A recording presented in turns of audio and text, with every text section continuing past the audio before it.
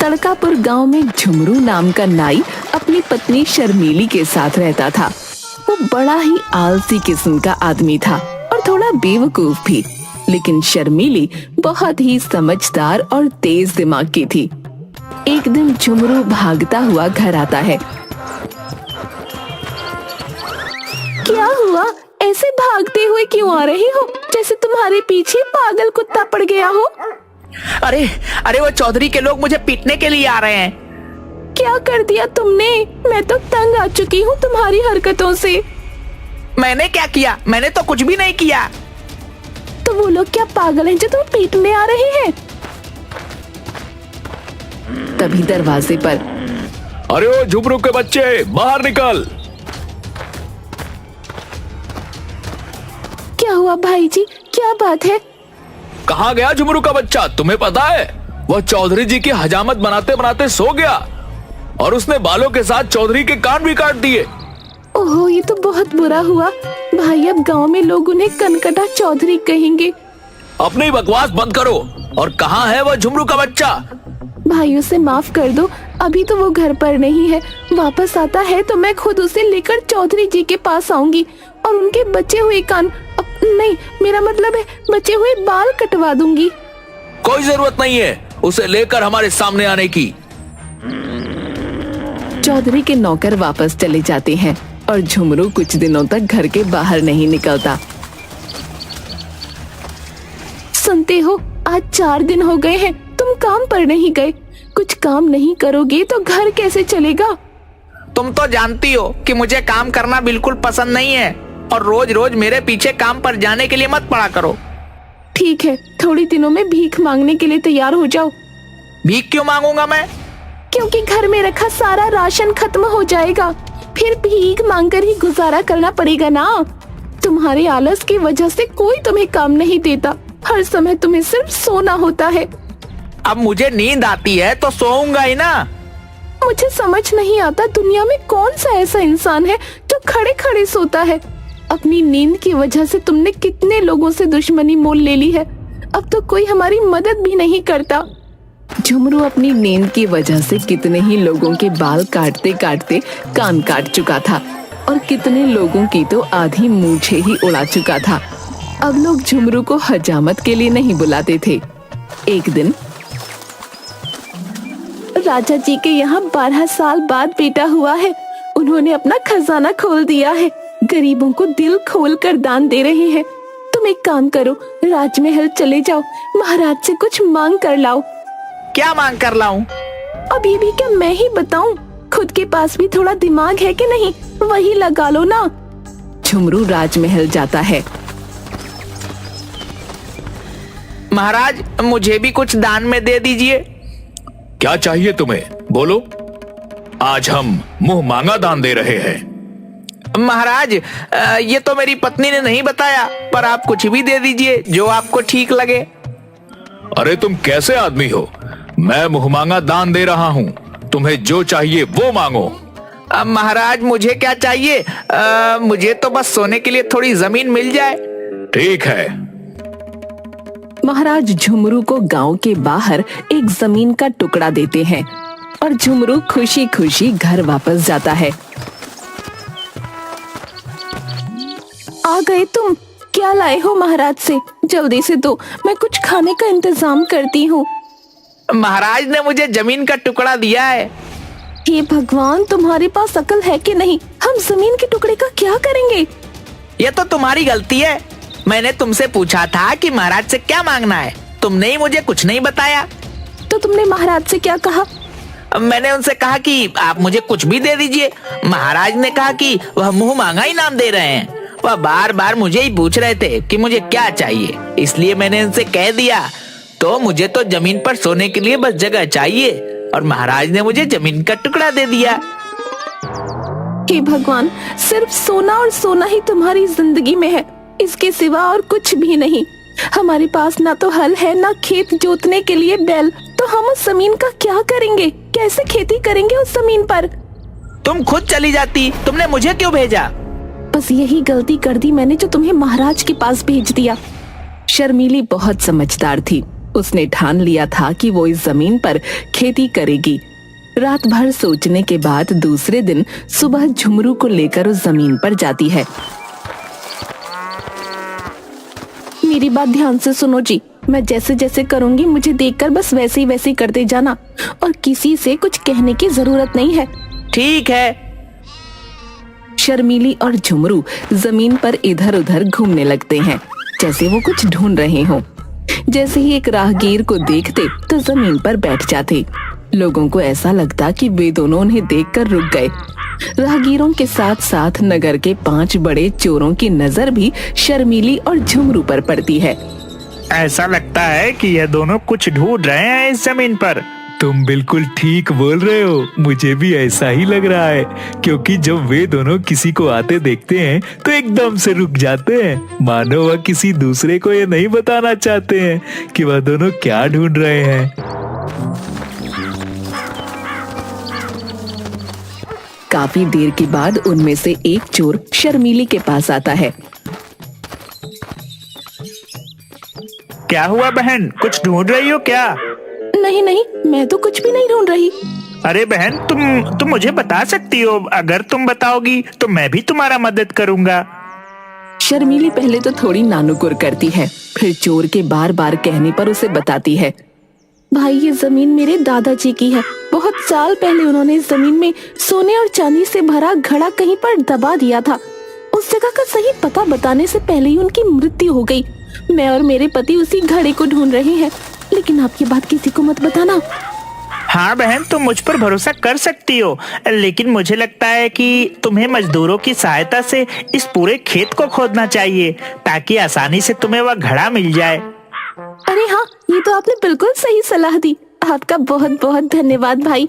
मैं मजदूरों को लाकर खेत की खुदाई करवाती हूँ।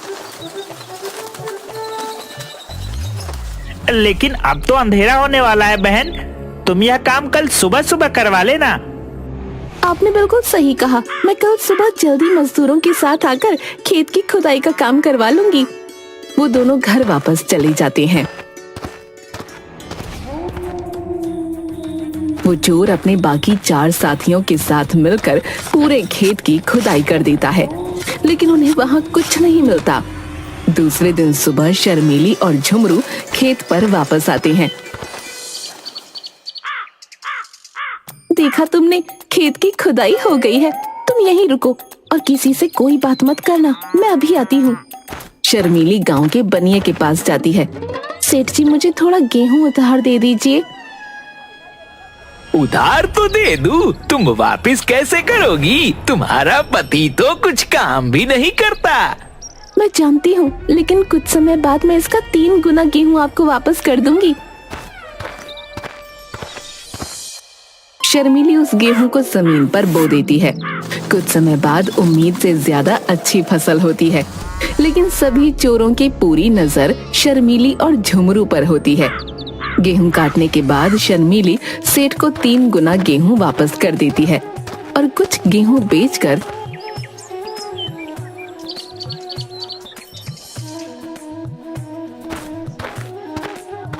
थोड़े सोने और चांदी के सिक्के खरीदती है। उस रात चोर शर्मीली के घर आते हैं। इस फसल में तुम्हें हमें भी हिस्सा देना होगा, क्योंकि तुम तो जानती हो उस जमीन को खेती लायक खोदकर हमने ही तैयार किया था। मैंने तुम्हें बताया तो था, उस जमीन में सोना मौजूद है। तुम इतनी मेहनत करने के बाद भी उसे हासिल नहीं कर सके, लेकिन वो घड़ा मुझे मिल गया और मेरे पास है। तुम्हारा उस पर कोई हक नहीं। मैं तुम्हें कुछ नहीं दूंगी। ठीक है, तुम संभाल कर रहना, हम अपना हिस्सा खुद ले लेंगे। एक चोर घर में छुप कर बैठ जाता है, लेकिन शर्मीली उस चोर को घर के अंदर छुपते देख लेती है। झुमरू चोरों की बात से थोड़ा डरा हुआ था। तुमने बेकार में ही चोरों से दुश्मनी मोल ली, अब ना जाने वह क्या करेंगे। डरने की कोई जरूरत नहीं है। हाँ, तुमने वह सोने और चांदी के सिक्के कहाँ रखे हैं? मैंने दरवाजे के नीचे घड़े में सिक्के रखे हैं, उसके ऊपर मिठाई रख दी है। अब तो 5 में से सबसे समझदार मैं ही कहलाऊंगा। रात को जब ये दोनों सो जाएंगे तो मैं वह घड़ा लेकर बाहर निकल आऊंगा। रात को दोनों के सोने के बाद वो बाहर छुपे अपने साथियों के पास घड़ा लेकर जाता है। यह लो, मैं अकेले ही सिक्कों का घड़ा ढूंढ कर ले आया। तुम तो बड़े हिम्मती निकले, हम सब तो ऐसे ही तुम्हें कमजोर समझते थे। अब तो मान गए। बड़ी मेहनत करी मैंने, मुझे भूख भी बहुत लग गई है, इसलिए आते आते इस घड़े में थोड़ी मिठाई भी रख लिया है। चलो पहले हम सब बैठकर ये मिठाइयाँ खाते हैं। सारे चोर मिठाई निकालकर मुंह में डालते हैं, लेकिन शर्मीली ने मिठाई की जगह मिर्ची के लड्डू बनाकर रखे होते हैं, जिसे खाकर उनकी हालत खराब हो जाती है। दूसरे दिन सुबह वो सारे चोर बहुत गुस्से में वापस शर्मीली के घर जाते हैं। आ गए तुम लोग, कैसी रही रात की दावत? तुम्हारी शक्लें देखकर लगता है दावत बड़ी ही स्वादिष्ट थी। तुमने जो किया वो बहुत गलत किया है, अब तुम सावधान रहना, हम तुम्हें नहीं छोड़ेंगे। एक चोर मौका पाकर वहाँ छुप जाता है। शर्मीली उस चोर को छुपते हुए देख लेती है। रात को तुमने उन सिक्कों को कहाँ रखा है? मुझे तो चोरों की बात से डर लग रहा है, ना जाने वह क्या करेंगे। तुम फिक्र मत करो, मैंने उन सिक्कों को नीम के पेड़ पर लटका दिया है। वहाँ उन चोरों को क्या, उनके परदादाओं को भी शक नहीं होगा। खुद को बड़ा समझदार समझते हैं ये दोनों। नीम के पेड़ से सिक्कों की पोटली तो हम बहुत ही आसानी से उतार लेंगे। घर के बाहर अपने साथियों के पास जाकर वो पेड़ की तरफ इशारा करता है। वो देखो, इन बेवकूफों ने सिक्कों की पोटली ऊपर से पेड़ पर लटका रखी है। मैं पेड़ पर चढ़ता हूँ। लेकिन वहाँ सिक्के नहीं, मधुमक्खियों का छत्ता होता है। चोर अंधेरे में छत्ते पर हाथ लगाता है तो एक मधुमक्खी उसके हाथ पर काट लेती है। वो अपने हाथ को अपनी कमर पर रगड़ता है। नीचे खड़े बाकी चोरों को लगता है कि वो सिक्के अपनी जेब में डाल रहा है। तभी एक दूसरी मधुमक्खी उस चोर को काटती है।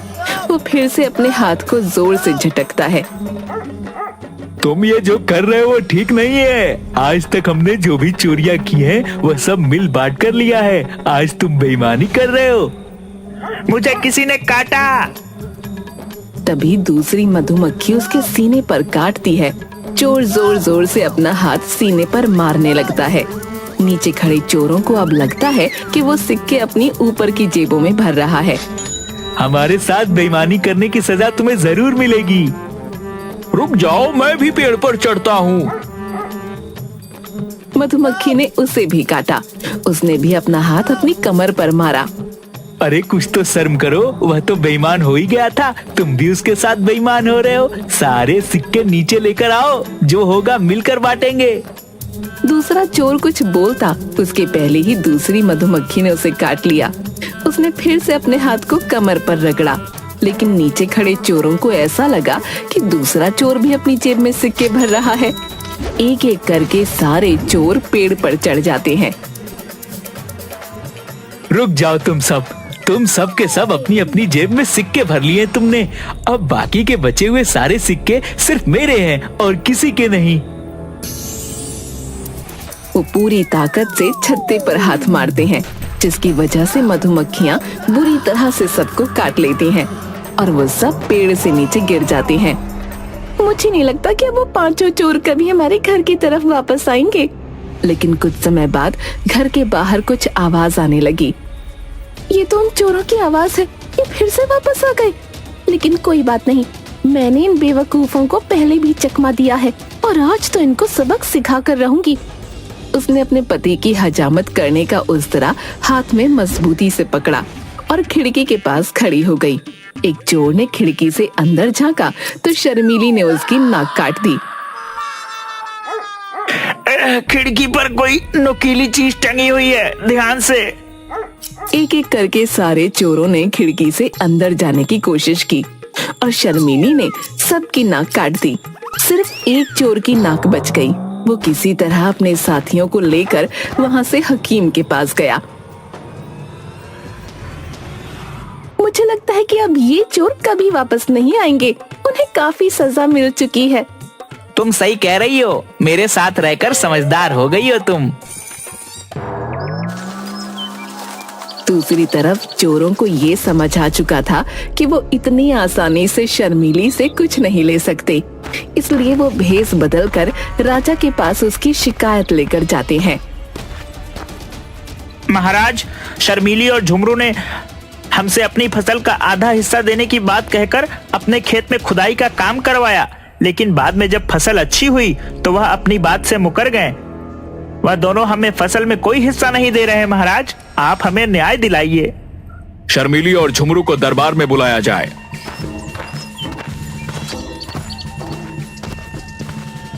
महाराज की जय हो। महाराज, इन पांचों ने जो भी कहा है सब झूठ है। मैं भला क्यों इन्हें अपनी फसल का हिस्सा दूं? इनके पास क्या सबूत है कि मैंने इन्हें हिस्सा देने को कहा था? और दूसरी चीज महाराज, आपने इन्हें पहचाना नहीं। ये आपके राज्य के वही 5 मशहूर चोर हैं जिन्हें सेनापति जी कब से ढूंढ रहे हैं। आज ही आपके सामने भेष बदल कर आए हैं। सेनापति चोरों को पहचान जाते हैं। शर्मिली, तुम बहुत ही समझदार और वीर हो। हम तुम्हारी समझदारी से बहुत प्रसन्न हुए, इसलिए हम झुमरू को अपने महल में काम पर रखते हैं। और तुमने राज्य के चोरों को पकड़वाया है, इसलिए हम तुम्हें इनाम में और जमीन देते हैं।